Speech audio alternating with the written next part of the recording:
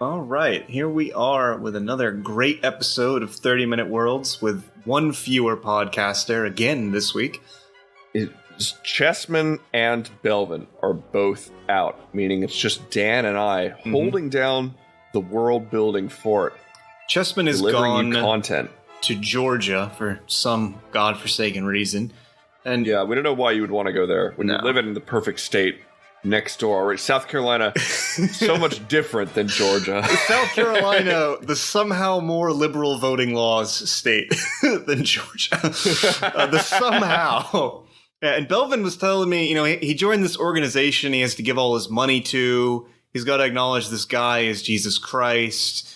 He has to go and do activism. It's stand-up comedy. Things are turning out really well for him, yeah. I would say. Improv comedy will really help you turn your life around at age 26, is what I've been told, if you get into it. It's a good thing Belvin doesn't listen to these. Well, not being on the ep means you're a free game to be bullied, right? That is true. That's how it works. Lowest on the food chain, I would say. Chessman is lower only because I know this episode is going to be released 3 weeks later than it's supposed to be. I would say when we're on our production schedule, Chessman's above Belvin until a reference is made that cannot be backed up.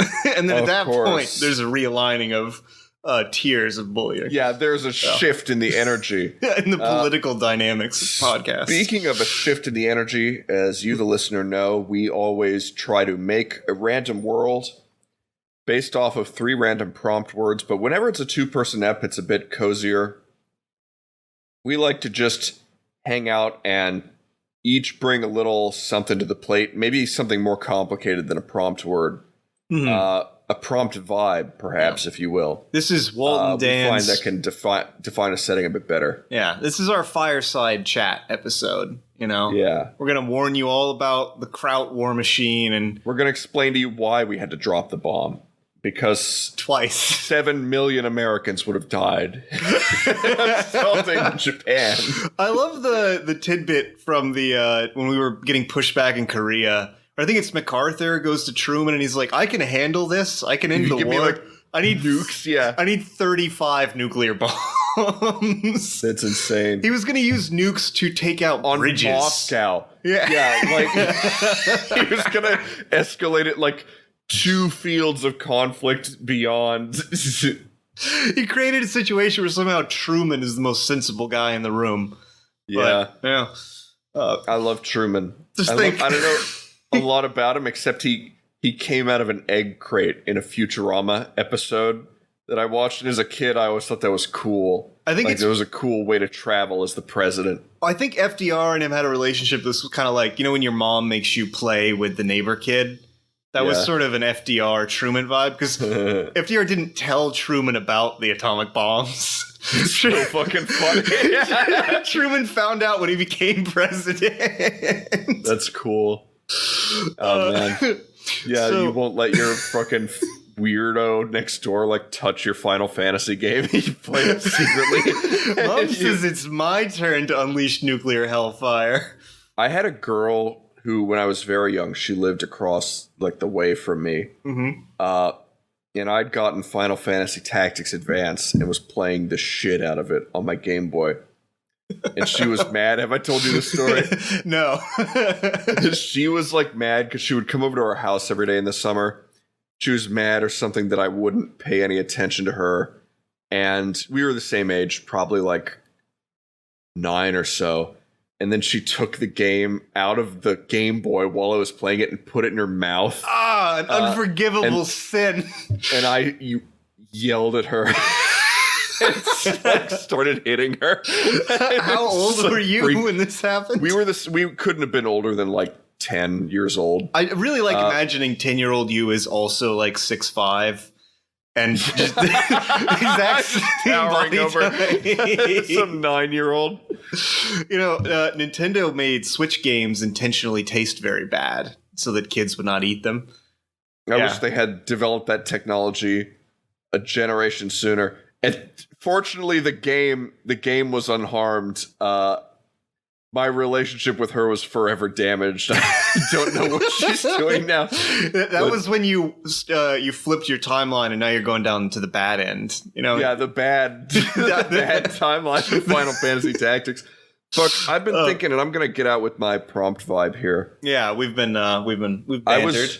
I was writing a little story a while back for World Building Magazine, and I don't know if I'll ever put it in there, about swords that were sentient and could bind the humans who wielded them to their will.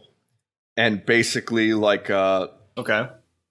swords were given to us by some kind of god. We don't know. It's ancient history. And if you wield a sword, they can take control of your upper body. They give you fantastic strength and bloodlust and power, but they also they have no regard for human life. They can kill the wielder whenever they want, since they have control of your muscles, Okay. And they get worshipped as gods and elected as kings. They can talk to humans telepathically. And that was the idea anyway.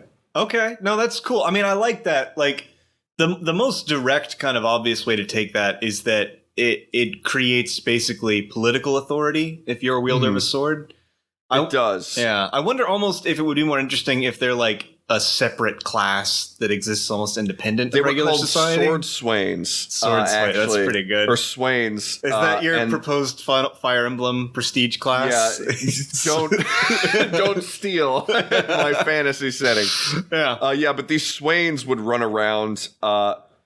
They'd have to mentally train themselves to use swords and to resist mental commands that would kill them. They'd have to be able to form unique bonds with swords. And it was seen as weird if you and a sword spent too much time together, because a sword, they're very fickle creatures and they could kill you after a long time has passed even. Mm-hmm. So they would these guys would have access to a roster of swords that would agree to be wielded by these guys. And yeah. So the sword's your partner, your cop. Is this something that people make, or are these relics that are found? They're relics. They had to be. Yeah. In fact, forging swords is a blasphemous thing, because first of all, it's just a crude imitation. It's a false idol. To scope this a bit, could we make something maybe there was a nation that discovered how to make these swords, or a civilization, and over the course of the bloodshed era, basically, this civilization was wiped out on account of people with political power struggling over the swords. And then this place is found or stumbled upon, and then these swords sort of almost reconnect with the world. Yeah. There were, and I actually had some stuff like this written, but I want to hear some of your ideas that you want to bring into here. Did you have anything we could mush together with this to make it an insane setting? I am trying to think of if I've been consuming any media that would be useful inspiration for this. And this came from a dream for me. I had a dream that a guy was talking to a sword, and the sword's don't forget who's really in charge here. And the guy was we actually invented you. And the sword was that's a myth. That's not true. That's a falsehood. Magic Sword Kingdom. I don't know. I'm trying to think of a way to twist it.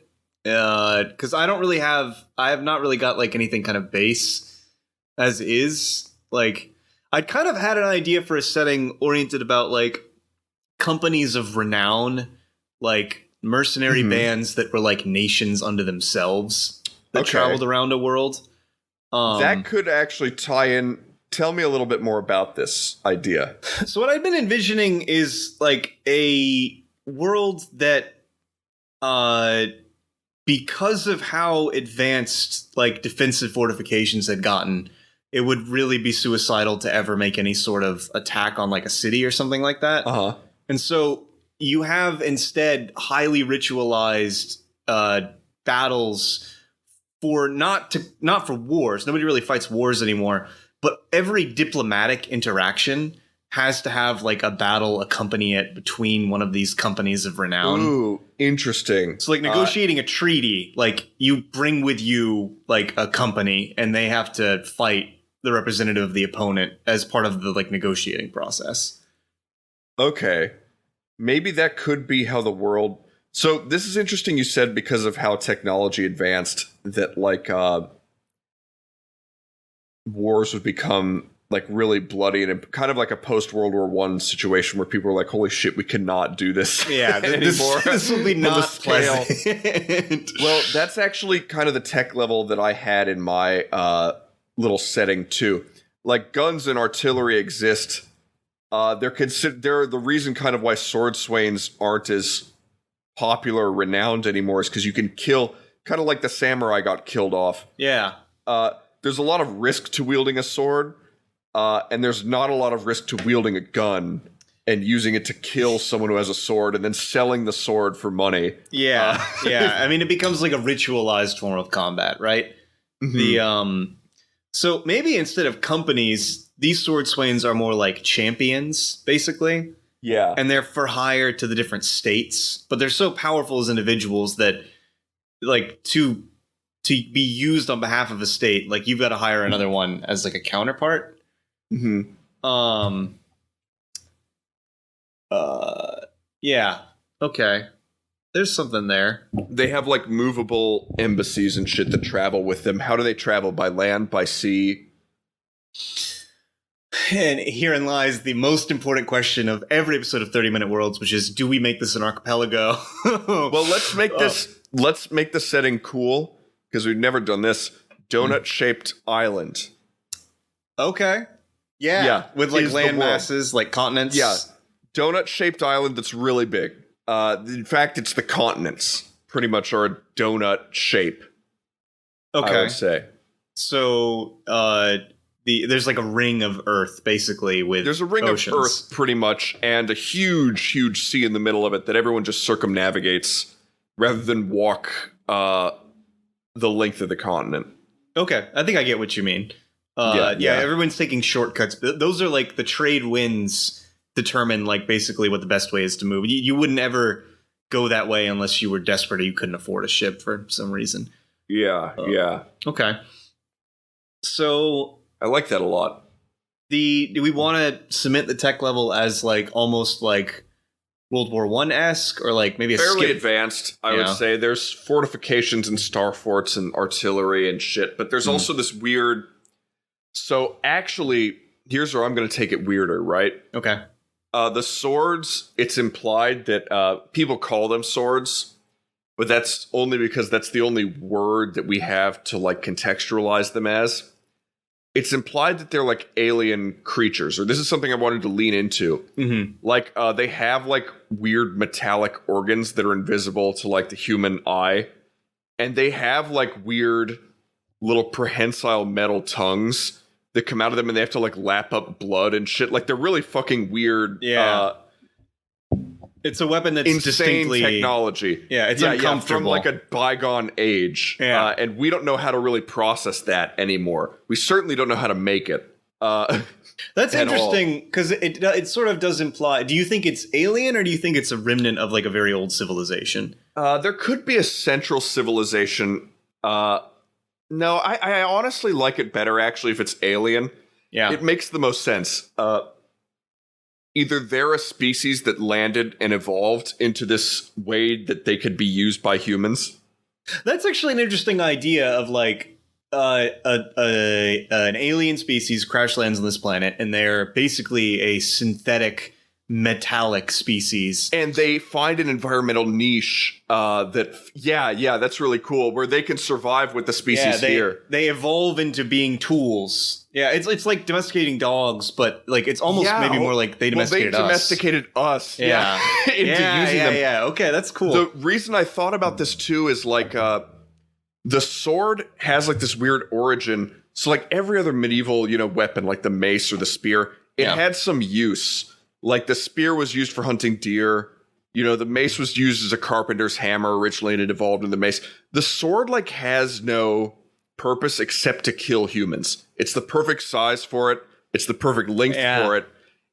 You could kind of be like, well, it's a relative of the knife, but like really long, But there's no other weapon quite like that was just on its surface. You look at it and you're like, there's nothing else you could do with this except kill humans with it. Let's take this a step further too, and say it's not human beings, or if it is, it's like sort of a different humanoid species, and that we can actually see in this species' evolutionary history evidence of where the swords have almost guided evolution of the species. Yeah, and actually evolution of like our concept of warfare. Yeah, too, because they're metallic creatures. They need a lot of iron to sustain themselves in the blood of other species. Yeah.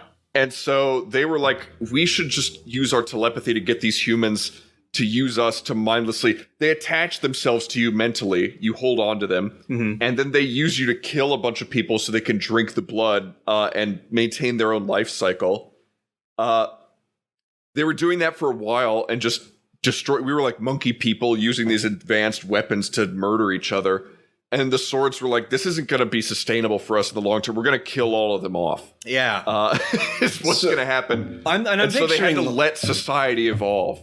They like the stuff like this species evolved to like they have full mobility of their wrist. Like, because there's stuff like that with like dogs, how we've bred desirable traits into them. I'm almost picturing this species has been bred with traits that make you exceptional at sword fighting. We have like insane forearms. Yeah, like or that's like fucking awesome. If the distribution of power from your back, from the back muscle to the arms of the species is like amplified. They're like very brawny humans, kind of. Everyone's kind of jacked because our evolution's been guided by an alien species to serve them. Yeah. Also, if you're jacked, there's way more blood in your body pumping through your veins. So that's also because we're ultimately a food source for them. That's really cool if these weapons either accidentally or because they were seeded are basically they are changing the evolutionary process of the species that's winning the evolutionary race on this planet. Yeah. And they're guiding it almost. And they can't die. So this is something I had thought of. You could destroy it physically, with a blacksmith's hammer and enough strength of will to resist its telepathic impulse. You could get rid of one of them. It's happened a few times. Its hold on you is a lot stronger if you're actually holding it by the hilt. So you can like sheath it and find a way to kind of chain it up, throw it away in a bog. But its influence will still like reach out to people, try to get it to dig it up. It has psychic like abilities, basically. The problem being that because they can't like really die, they can only kind of like go to sleep for long periods of hunger. Yeah. When they do get found, they're incredibly bloodthirsty. And they go on rampages because they haven't fed in like hundreds of years. That's such a fun inversion of like the classic story trope of like peasant finds sword, becomes hero. A peasant finds sword, goes kills on rampage. family, Murders whole village. And here's where we make this setting awful to live in. Should we name this species or give them a working name? Let's call them the Chiron. The Chiron? Okay. Yeah, I'm pretty good at improvising names here. Stealing language from the Greeks. The Chiron or the Steel Mind, but I like the Chiron better. I like the just Chiron sounds cool. for a species name. Like, the Steel Mind sounds more like what... That maybe was what they once were as a civilization. Yeah. It's unknown even how they like came to this planet, and they're kind of like not open to talking. Oh, so wait, the blades are the Chiron, and then I mean the species they're like guide. Could they be like maybe like the blade bound or something like that, or like names are not my forte here, but like I don't want them to be humans. I need a word to refer to them as. Okay, why don't you want them to be humans?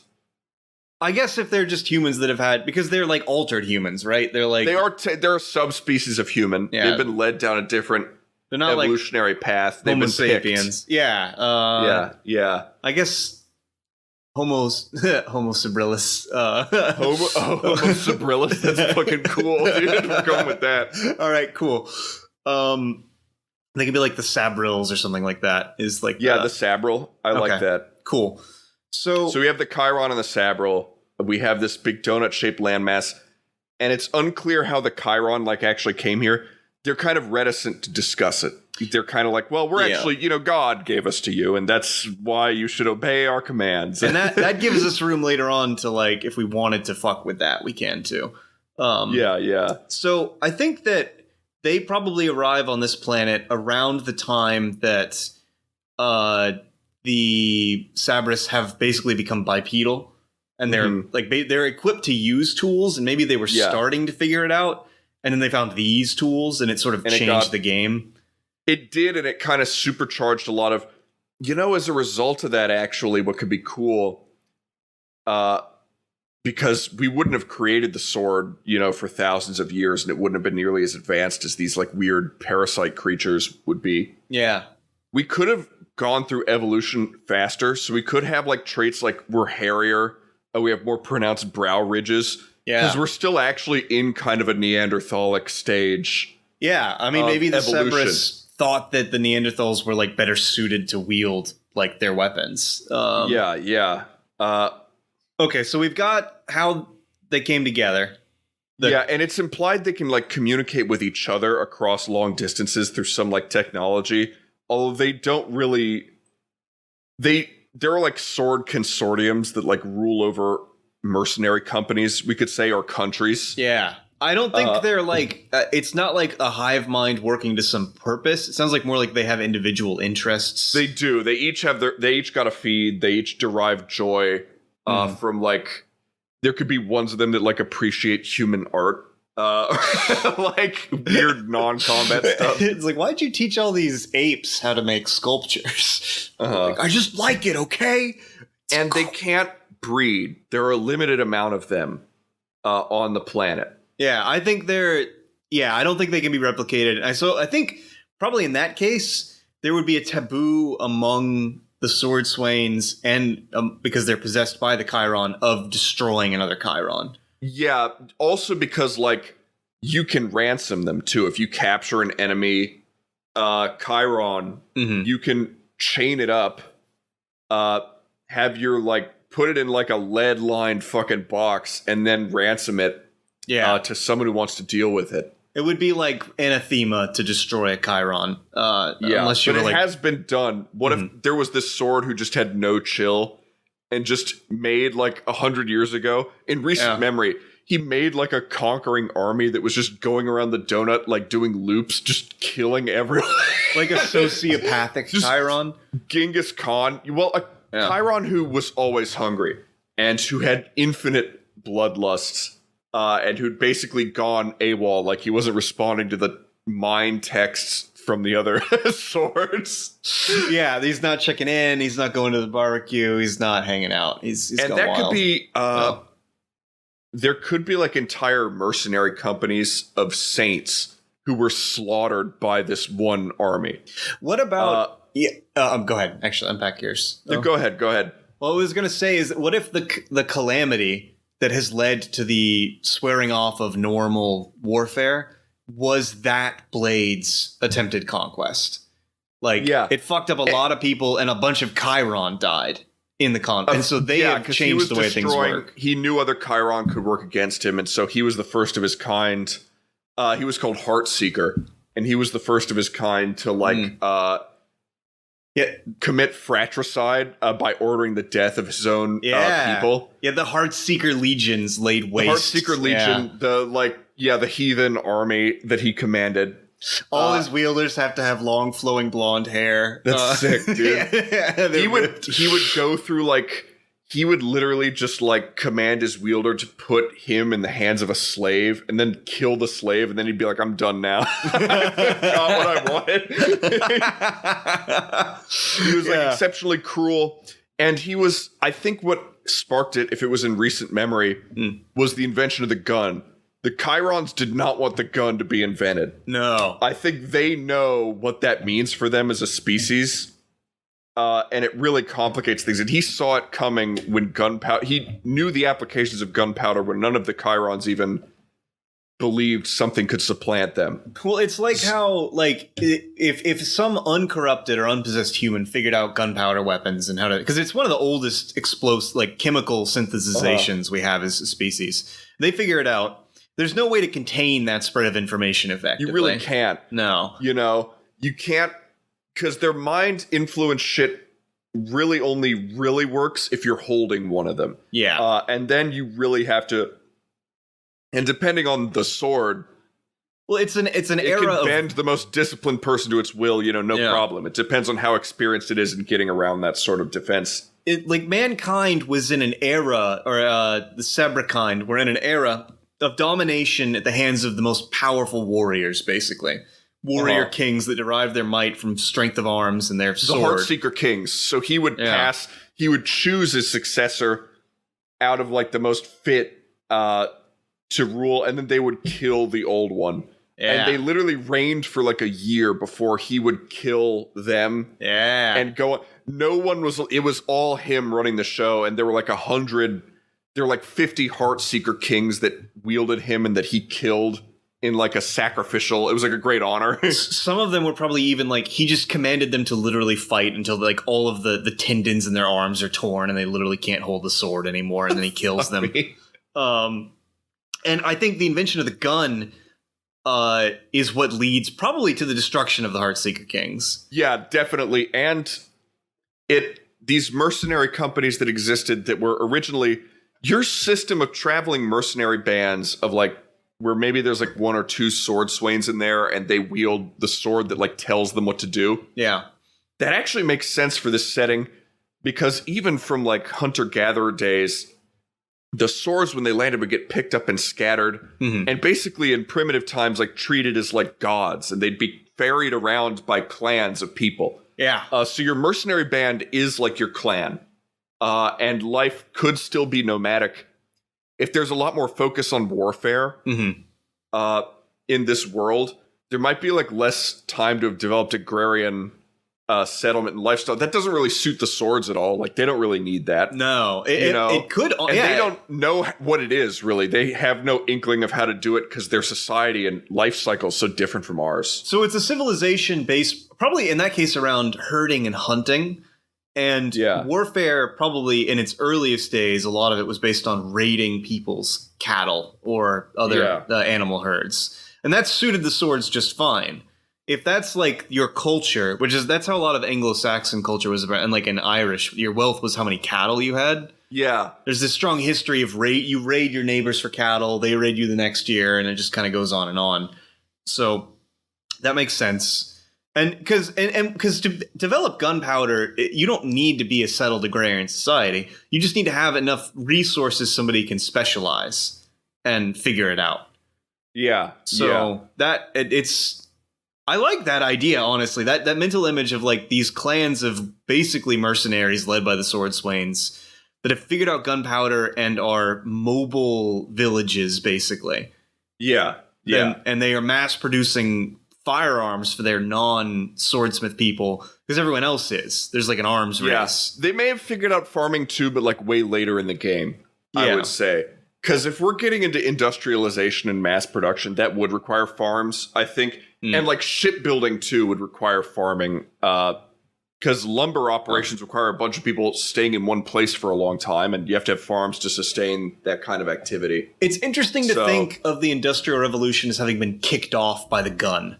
Right? Yeah. Like the invention of the gun is like, well, now we need to be able to equip more people. And so we need settled life.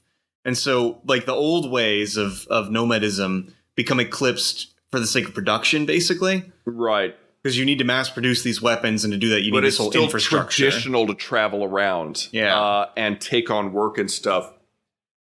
So the traveling companies, like they have like little nexuses of, there could be like neutral, like people who aren't part of any company, who just want to farm, and they get the protection of companies, and companies are allowed to walk through their land. Again, the whole continent's donut shaped, so everyone, for a long time, because there were no ships, was just walking through everyone's shit. Yeah. And so you grant mercenary companies passage, and, you know, they promise not to, like, steal all your fucking food and shit when they come through, because they have their own farming sources elsewhere. It's like a protection racket that only lasts for, like, part of the year. Like, they come through during the spring, and while they're around, you feed them, and in exchange, they will, like, get people to fuck off if they try to bother you. And they won't just take your shit. Yeah. And then maybe these independent settlements were the ones that are better suited to producing guns, and they're like, wait a minute, we can use these sword bands against our neighbors to take their shit. Yeah. And that sort of, like, sets up a politically fraught situation. The mercenary bands, too, like, even the swords would recognize the necessity of guns, because, like, if a Chiron goes up against another Chiron or Swain, actually, I don't know, it is still combat between Swains. It's funny, it's like the Chirons, like, don't really have a reason to hurt each other. Yeah. You know? They just want war to continue, which humans, I don't know if we've really sussed that out yet. If a Chiron takes another Chiron captive, what happens to the Chiron that's taken into captivity? I'd assume they're treated, you know, kind of fairly. These things are contemptuous of humans, and they might value conversation or reconnection. They may have all come here on the same ship, in which case they all know each other. I like to think, too, of the swords having perfect memories. Yeah. Except if they're, like, poorly maintained, like if they rust, or if, like, people don't take care of them. Yeah, for a long period of time. Damage to the physical blade can fuck up, like, the mind that inhabits it. Oh, that's interesting. Like, as humans have had to do their, like, weird, shoddy repairs on, like, this piece of, like, brilliant machinery. Yeah. It can, like, fuck up. They can have, like, false memories. That's really terrifying, because you're basically being led around by a dictator who's not only, you know, bloodlusty, but also has, like, false memories of how things actually happened. You get a blow on the wrong part of the sword. Somebody foolishly tried to destroy it, and its ability to count gets fucked up. So when it tries to take 5 people for bloodlust, it's like, yeah, I need 500. We got to jack those numbers up. Like, Jesus, losing spatial reasoning and shit like that. Yeah, which then makes it more dangerous, or, like, less useful in a fight, more dangerous to the wielder. Right. So you have almost these, like, ancient blades that are, like, nicked and fucked up. But if they haven't gotten permanent damage, they're, like, experts at survival and warfare. There are, like, 7 mythical Chiron called the 7 Sacrosancts. All right. And legend says they were the only, like, just ones among their kind. And they ruled over humanity, like, benevolently, and established this this is ages back. They established, like, a golden age. Yeah. But then they were usurped by, like, their brethren and cast into the ocean.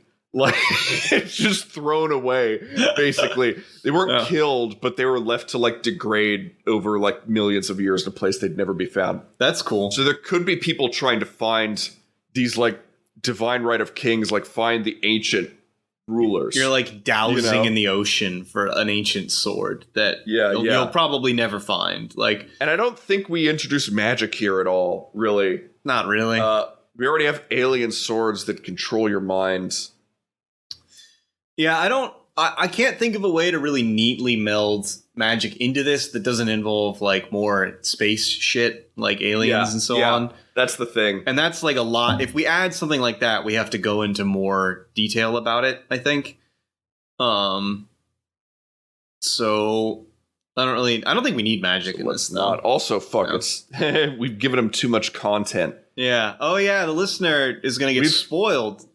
You guys have grown high on the hog listening to all this shit for free, by the way. And if we graciously give you, if you think we're ripping off Brandon Sanderson, then you can fuck off, because I've never read. I'm sure we are. I'm any sure of those I'm damn gonna Google books. it. I'm Google it, and he's going to be like, yeah, my sword cycle. He has something like, they're like magic swords. A race of Mormon swords controls when you get to get pussy, and it's never. You can never do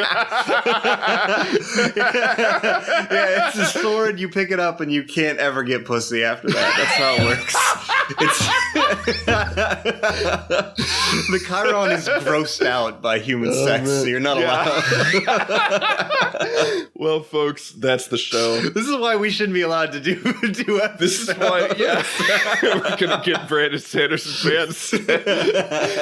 If you're a fan of Brandon Sanderson, write to him to adapt our setting. Buy it off of us with his sick book money that he has. Yeah, tell him to listen to our episode and then hate tweet us so we get some damn followers. Subtweet us so we can. These guys infringed my copyright. Listen to their podcast. Brandon Sanderson can subscribe to us on his podcasting service of choice, and he'll get new episodes every other weekend. If he wants, he can go ahead and write us a review on iTunes, or just write the rest of this book out for us. Share us with the rest of the Cosmere fans that really, help us out. You should know that our art is courtesy of the talented and wonderful Shell Tor at Paradox, or Jovial Paradox on Twitter. He can tweet at us too at LoreLads, or send us spirited hate mail at 30minuteworlds@gmail.com. And Brandon, if you're listening, thanks, and happy world building.